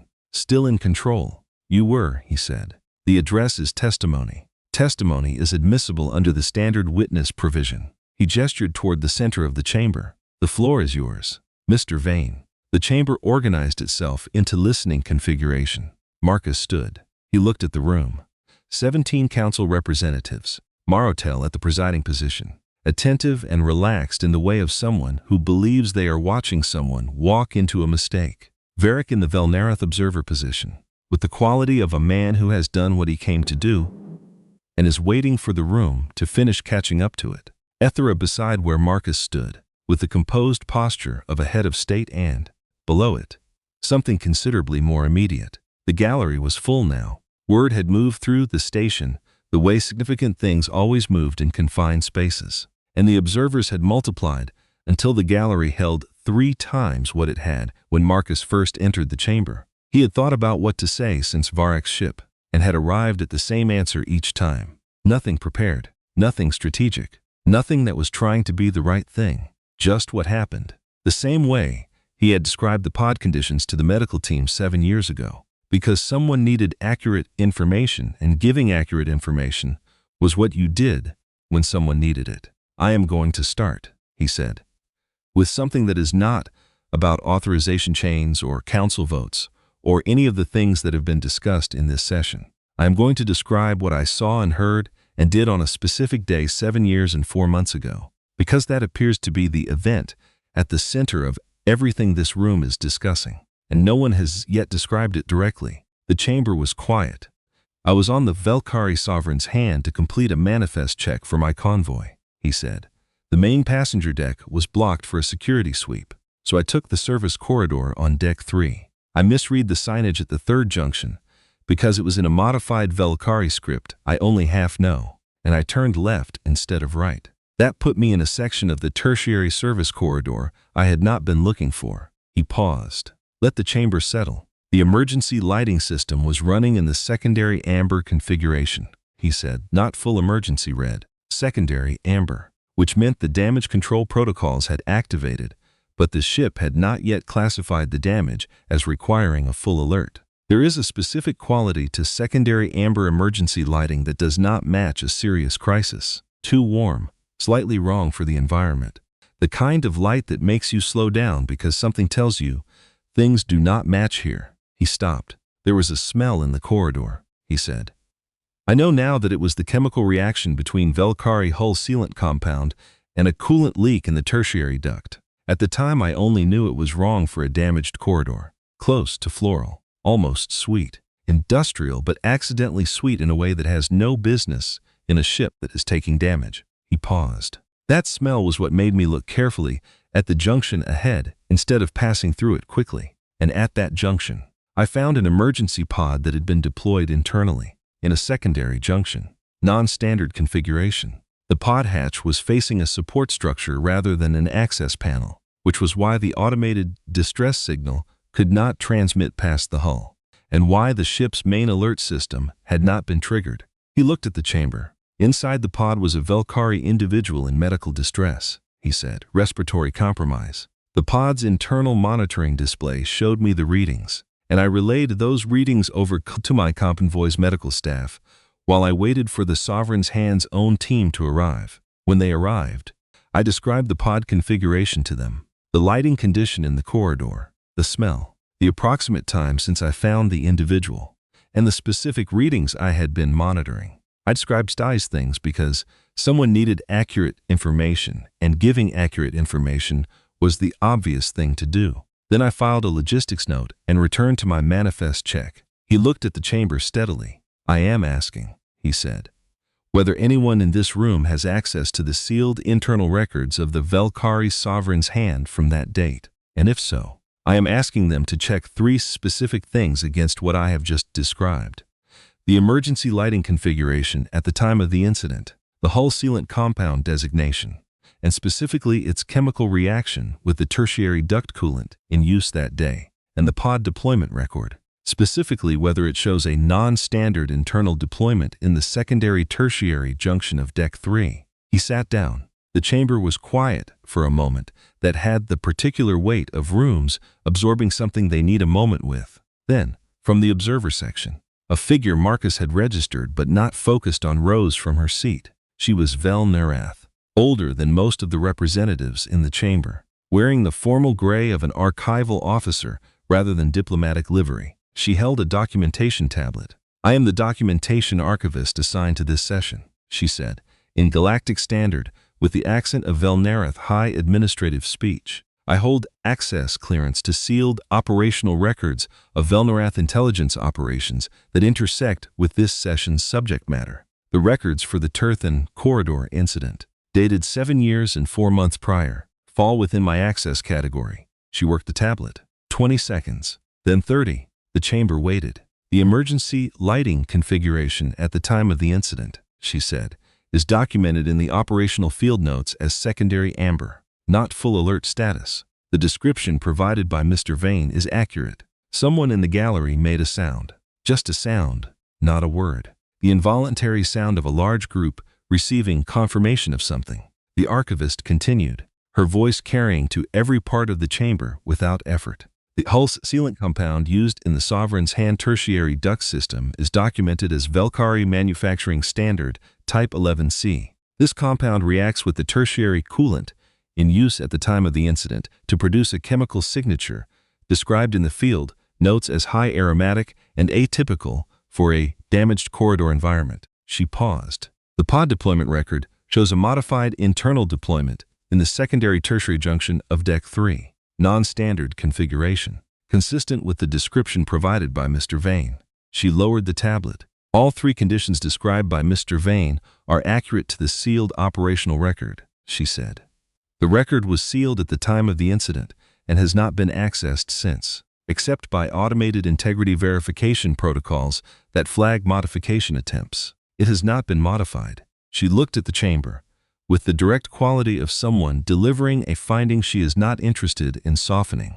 The level of specific detail provided, the lighting configuration, the chemical reaction index, the non-standard pod deployment location, could not have been reliably fabricated from external documentation or general knowledge of the vessel type. The individual who described these conditions was present in that corridor on that date. She sat. The chamber erupted. Not disorder. Something louder than order. All 17 representatives speaking simultaneously, to each other and to their advisors. The gallery producing the layered noise of a large group of different species, absorbing the same information at the same moment through the specific filters of what it meant for each of them. Translation devices running at capacity. The chamber was not quiet and was not going to be quiet for a moment. Marotel raised a hand for order. He did not get it immediately, which was the first time in the session that the room had not responded to him on the first signal. Then Varric stood. Varric stood and said, in a voice pitched to carry over the chamber noise without being raised, "Elder Marotel." The chamber went quieter. Something in the way he said the name. "I am formally requesting, before this council and on the record," Varric said, "that you relinquish the presiding chair pending the outcome of an independent investigation into the authorization chain I have presented today." The chamber went very quiet. Marotel looked at Varric. His composure was intact. His posture was correct. But the ease was gone from his expression. The relaxed attentiveness of a man watching someone walk into a mistake. What remained was still controlled, but it was working harder. "Your request is noted for the record," Marotel said. "It is not procedurally binding at this session." "No," Varric said. "It is not." He sat. "But it is on the record." The gallery noise had not resumed at its previous volume. The room had changed temperature. Then one of Marotel's three aligned representatives, the Velnarath in the secondary position, who had been very still during the archivist's testimony, stood. He stood and he looked at Marotel, and the looking had the quality of a decision that had been made and was now being executed. "I withdraw my affirmation of the motion," he said. The chamber held its breath. "I withdraw," he said, more clearly, "on the grounds that the evidentiary record of this session is materially inconsistent with the briefing I received from the presiding elder's office prior to this vote. Those inconsistencies require investigation before I can support any motion arising from this session." He looked at Marotel one more time. Then he sat. The chamber noise resumed, lower and more deliberate. "The sound of people doing urgent calculations," Marotel said, in a voice that was still controlled and would remain controlled because that was his nature. "The council will recess for 30 minutes before the vote proceeds." The 30 minutes were being used for something. Marcus understood that clearly. The kind of something that happens in the margins of formal proceedings when the proceedings have departed from their planned shape, and someone needs time to find the new shape. He was in the corridor outside the main chamber, standing at a viewport showing the station exterior, the dark and the ships, and the ordinary machinery of transit, when Marotel appeared beside him. Not with aids, not with documentation, the presiding elder alone, with the quality of a man who has determined that the most direct path to a specific outcome is a conversation without institutional witnesses. "Mr. Vane," he said, "you spoke effectively." "Thank you," Marcus said. "The archivist's confirmation is a complication," Marotel said. He stood beside Marcus at the viewport with the same remote, mild interest he appeared to bring to everything. Not an insurmountable one. What she confirmed is your presence in the corridor on that date. What she has not confirmed, and cannot confirm from a sealed operational record, is the authorization chain that produced the incident. That requires a panel. 30 days. In 30 days, there will have been a vote. There will have been a result. There will be implementation procedures already in motion. He paused. The vote today is what determines the next decade. Mr. Vane, the authorization question is a separate matter for proper process. You are suggesting I withdraw the testimony, Marcus said. I am suggesting that the situation can be resolved with considerably less disruption if certain emphases are adjusted going forward, Martel said. I am also in a position to be a useful ally for Earth's galactic standing over the coming decade. I have considerable institutional influence. Applied correctly, that influence can benefit humanity more significantly than a single vote can accomplish, more durably, more consistently. He looked at Marcus. I am offering you sustained protection with institutional weight. Marcus looked at him. He thought about the phrasing, sustained protection with institutional weight. He thought about what 7 years of protection with institutional weight looked like from the outside when it was working. The overnight resolutions, the canceled inspections, the contracts that disappeared and returned. Quiet, invisible, effective, like the institutional weight, he said, that arranged for an injured alien to be put in a damaged service corridor and positioned a documentation unit to record what a human would do next. Martel was quiet. You built a machine, Marcus said. It was designed to catch humans being indifferent to alien welfare, which was going to be your evidence that humanity was not ready for galactic standing. The machine ran and caught the wrong thing. So you adjusted. You waited. You watched what grew out of the failure and used it as a different kind of weapon. He held Martel's gaze. And now I am the piece that does not fit. And you are trying to pick me up and put me somewhere that makes the machine work again. Martel was quiet for a moment that had the quality of a calculation completing. And then something happened. Something that Marcus had not seen from him in the entire session. Martel stopped managing the conversation and said what he actually thought. Your species has been spacefaring for less than 200 years, he said. The pleasantness was gone from his voice. What remained was precise and cold and direct. In that time, you have accomplished nothing that any other species has not accomplished better, faster, and with considerably more stability. You expand chaotically. You conflict internally. You form emotional attachments to species you have met for the first time, and then you make political decisions based on those attachments as though they are equivalent to policy. He paused. The only remarkable thing humanity has produced in 2 centuries of galactic contact is a queen who reads your freight manifests. His voice had an edge in it now, very clean, and you are about to destroy what she built on the strength of that. Because you believe that saying what happened in a corridor is sufficient to stand against decades of galactic positioning.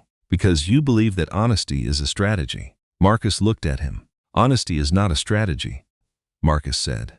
Martel looked at him with the precise attention of a man who has heard something he is parsing. Honesty is just what you do when someone asks you what happened, Marcus said. I was in that corridor. I found someone who needed help. I helped her. I described what I saw accurately because it was what the situation required. I said the same things today because it was what this situation required. I am not trying to beat you. I am not trying to position anything. I am describing what happened in a corridor, and it happens to be true. And true things said in front of a galactic council with a documentation archivist present cannot be sealed away again. He paused. You built 7 years of strategy on the assumptions that I would calculate. I did not calculate in that corridor. I did not calculate today. You cannot beat something that is not playing. Martel held his gaze for a long moment. Something in his expression that was not quite the thing Marcus had been trained to look for when someone was defeated. Because Martel was not the kind of person who showed defeat, but something. A revision running at the speed of something that needs to be revised and does not have the time the revision requires. Your name is in the galactic record now, Martel said. The ordinary life you have been living is no longer available to you. I hope you understand what that costs. I understand it, Marcus said. He stood at the viewport for a moment after Martel left and looked at the dark. He thought about what the elder had said, not the offer. He was not going to think about the offer anymore. The other thing, the thing Martel had said when he stopped managing the conversation. Less than 200 years spacefaring. Nothing accomplished that another species had not done better, faster, with more stability. He thought about what that meant to someone who had been building galactic policy for decades, not as an insult, though it was that, as a working model, a species that had accomplished nothing notable in 2 centuries of contact, that expanded chaotically and conflicted internally, and formed emotional attachments where strategic calculation was expected. That was, in the model, a known and manageable quantity. The model was missing something that Martel had been demonstrating in his interactions with Marcus for the past 2 hours without recognizing that he was demonstrating it. He kept expecting Marcus to be calculating, to be positioning, to be angling for advantage. He kept recalibrating when Marcus was not doing any of those things, and he kept doing it without understanding what he was recalibrating for. Marcus was not calculating because there was nothing to calculate. He was in a corridor again. Someone needed something. He was doing the thing. He thought about the gap between Martel's model of what a human would do and what a human had done 7 years ago and again today, and about the fact that Martel kept encountering the gap without updating the model. Some models were load-bearing, he thought. The model was not wrong because of the evidence. The model was too important to Martel's institutional architecture to be wrong, so the evidence was the anomaly instead. He thought about all the decisions that flowed from that choice and turned and walked back into the chamber. He walked back into the chamber. The vote proceeded. Martel's 2 remaining aligned representatives voted to affirm. 7 representatives voted against. 3 abstained, including the Velnerath secondary representative, who had already withdrawn his affirmation, and who cast his abstention with the specific quality of a man completing a decision he arrived at on his own terms. The motion failed. The chamber moved, in the procedural cadence of formal galactic governance, to the matter of Varick's formal complaint against Martel's administrative apparatus. The complaint was seconded by Ethera. Formally and on the record, a panel was constituted. The investigation would take time, more than 30 days and more than 60, but it was constituted, and the authentication trail was on the record, and the archivist's confirmation was on the record. And things on the record did not disappear because they were inconvenient to the people who had preferred them absent. Martel presided over the remaining procedural matters with the same composed precision he had maintained throughout, because that was who he was, and that precision did not fail him even when the room had not gone where he arranged it to go. He would be formidable still. Marcus understood that clearly. The machine would be adjusted, and the influence was still real, and the process would be long. But the thing Marcus had said in that chamber was on the record and had been confirmed by a sealed archive, and it could not be unconfirmed. Varick filed the formal complaint against Martel's apparatus with the procedural precision of someone who has been preparing the filing for longer than the current session, and is not going to let the energy of the room speed him into imprecision. He read each section number and cited each authorization node, flat and specific. In the voice of a man doing a job he intends to have done correctly, regardless of how long it takes. 3 of the member representatives who had not been aligned with either Martel or Ethara's block before the session had changed their seating configuration, moving to positions that were not formally committed, but were geometrically closer to the Velkari side of the table than they had been 2 hours ago. It was the kind of shift that meant nothing on the record and meant something substantial in the conversations that would happen in the corridors after the session. The documentation archivist remained in her seat until the formal complaint was fully filed. Then she closed her tablet, stood, and walked toward the exit with the unhurried pace of a person who has done her work and is not interested in being thanked for it. As she passed Marcus's position, she paused and said, without looking at him directly, in Galactic Standard, "The record of today's session will be archived with the standard access controls. It will be available for historical reference in perpetuity, per council procedural mandate." Then she continued walking. Marcus thought about that for a moment. Then he understood what she had said. Not the words, the content. The session record was not just a document. It was a permanent galactic archive entry. Martel could adjust the investigation. He could manage the panel. He could apply institutional pressure to the process for as long as the process ran. But the archivist's confirmation was in the session record, and the session record was in the permanent archive. And what was in the permanent archive was there, not for 30 days, not for the duration of a formal proceeding, but for as long as anyone was maintaining the archive. The truth of what happened in a corridor, confirmed against a sealed operational record, was now in permanent galactic storage. He thought about what Marotel would do with that, and found that it changed the shape of the problem significantly. Not solved, but changed. When the session was formally closed, and the chamber began to dissolve into the organized motion of a convening ending, Athara did not immediately stand. She sat for a moment, with her hands on the table, looking at something that was not the table surface. Then she looked at him.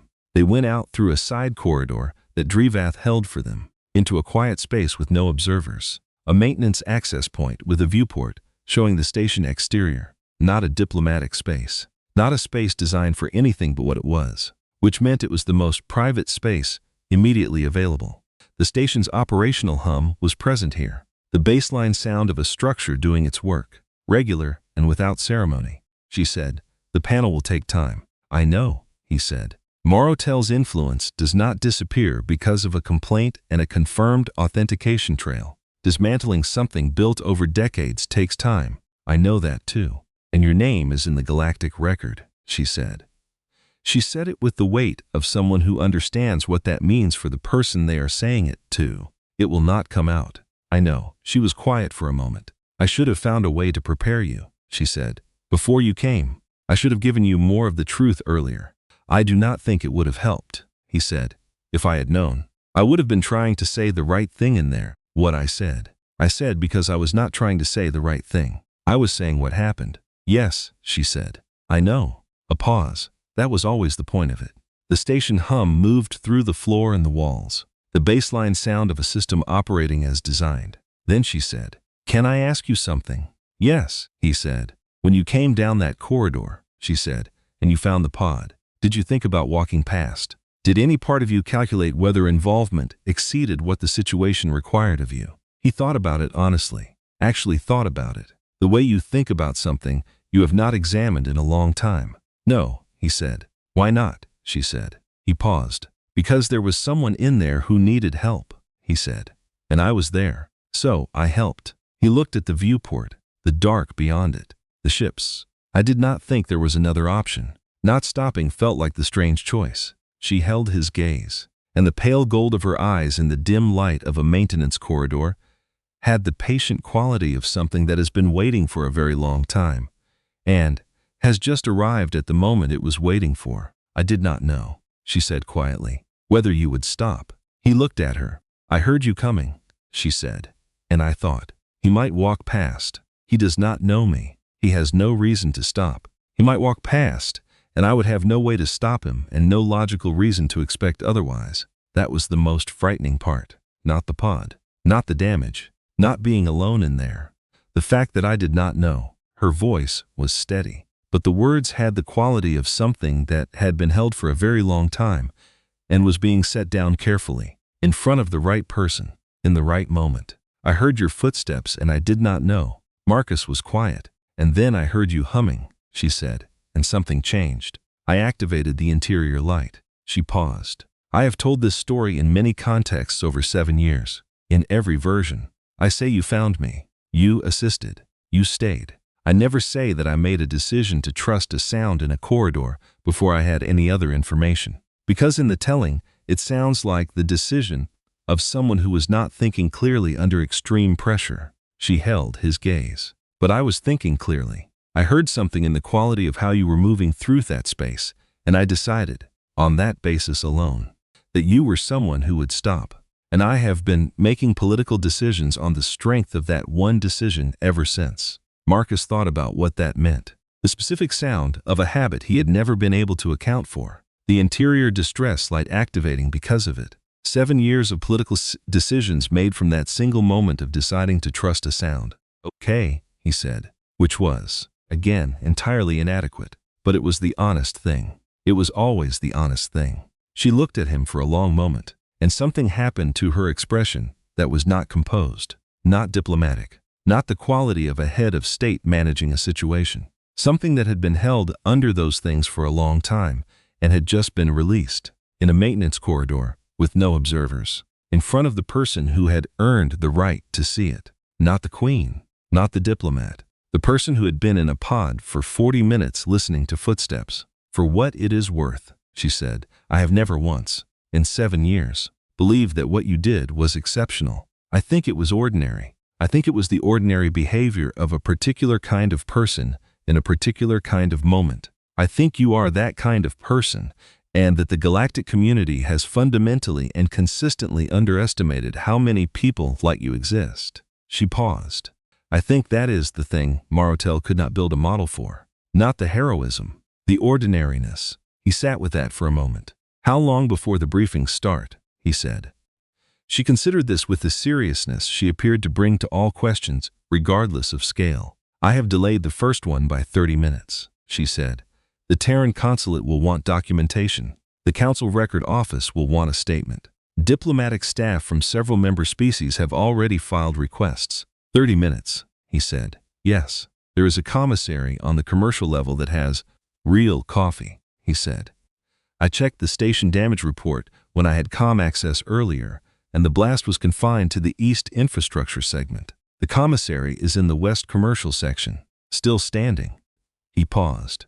If you wanted to be somewhere that is not a formal room for 30 minutes. She looked at him, a queen, standing in a maintenance corridor, being invited to drink coffee. The look had several things in it simultaneously, and he could see all of them, and he did not look away from any of them. The Velkari equivalent of coffee, she said, involves a distillation process that takes 40 minutes and 3 separate temperature stages. So not coffee, he said. Emphatically not coffee, she said. I have tried it, on 3 occasions, in the interest of diplomatic completeness, and he said. It is extremely bitter, she said.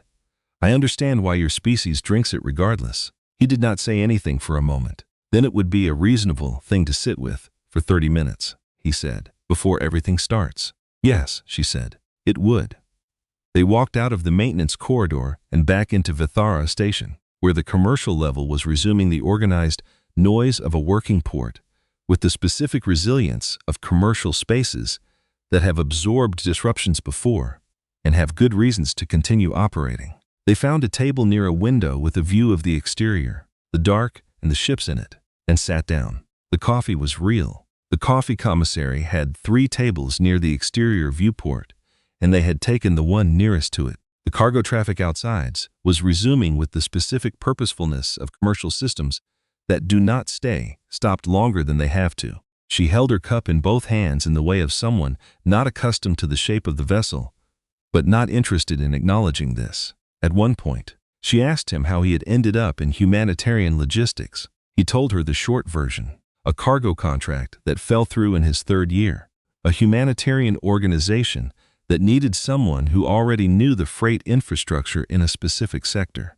A first assignment that turned into a second and a third and a career. The work had the specific quality of work, where knowing what you were doing made a visible difference to specific people, rather than contributing to outcomes you would never directly observe. She listened with the quality of someone who asks questions they want the answers to. You have been doing this for 17 years, she said, and in all that time, you never knew your convoy routes were being read for any purpose other than cargo verification. I knew freight manifests were accessible to port authorities, he said. I did not know anyone was reading them for another purpose. And knowing now, she said, does it change how the work feels? He thought about it. No, he said. The work is the same work. The cargo needed to go where it went. The manifests needed to be filed. The context changed. The work did not. She looked at him across the table. Outside the viewport, a cargo transport completed its pre-departure sequence and began moving away from the station, getting smaller, doing what it was built to do.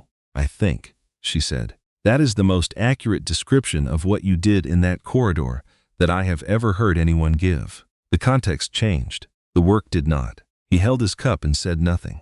There was nothing to add to it that would improve it. The 30 minutes were as quiet as 30 minutes get when you have just changed the direction of something that was already in motion, and the next thing has not quite started, and someone is sitting across from you who made a decision about you based on the sound of your humming in a corridor, and turned out to be right. Outside the viewport, the ships moved on their vectors, patient and purposeful, doing what they were built to do. Marcus held his coffee cup and looked at the dark and thought about a wrong turn and a misread sign and a habit he had never been able to account for, and about how far any of those things could travel through a system when the right person was waiting at the other end. The 30 minutes passed. They went to face what came next. Marcus walked out of the commissary and into the corridor that led back to the diplomatic wing, and the machinery of what came next started immediately. The Terran consular aide was the first person he saw, with the expression of someone who has been waiting and is relieved to have something to be organized about. The aide had 3 people behind him with documentation tablets and the kind of focused professional energy that institutions deployed when something unexpected had occurred. And the protocol for unexpected Things was to document everything immediately. The first briefing took 40 minutes and produced 17 separate documentation filings. The second briefing, with the Council Record Office, took an hour between sessions. Marcus sat in the anteroom designated for him and drank the remaining station coffee from a portable commissary unit that the consular aide had arranged, which was considerate and which he appreciated. Ethera's briefings ran simultaneously in a different section of the diplomatic wing, with the Velkari delegation, and then with the Allied representatives who had already requested a preliminary discussion about the panel composition. He heard, through the consular aide who was tracking the proceedings, that the Orathani representative had submitted an observation watch request for the panel, and that the ally who had withdrawn his vote had filed a formal statement of independent assessment. The documentation was moving. The machinery was doing its work. He did not see her again that day. The schedule did not allow for it, and the schedule was the schedule. He thought about the footage in the sealed documentation that she had described. A man in a corridor saying that help was coming for 11 minutes to someone who might not have been able to hear him. He thought about whether he would have known to say it if he had not been sure she could hear. He thought, probably yes. Not because it was strategic, because it was the kind of thing you said in a corridor when someone was in a pod and you were outside it, and help was coming, because it was the obvious right thing to say. He did not think that made it remarkable. He thought it made it ordinary. He thought ordinary things being said clearly in the right moment might be, in the end, the most reliable mechanism anyone had. He filed a message to his convoy's logistics coordinator explaining the adjusted schedule and noting that the Doroth Run documentation should be held pending his return and that she should not reorganize the freight manifest, which she would. But he wanted it on record that he had told her not to. Then he went back to his briefing.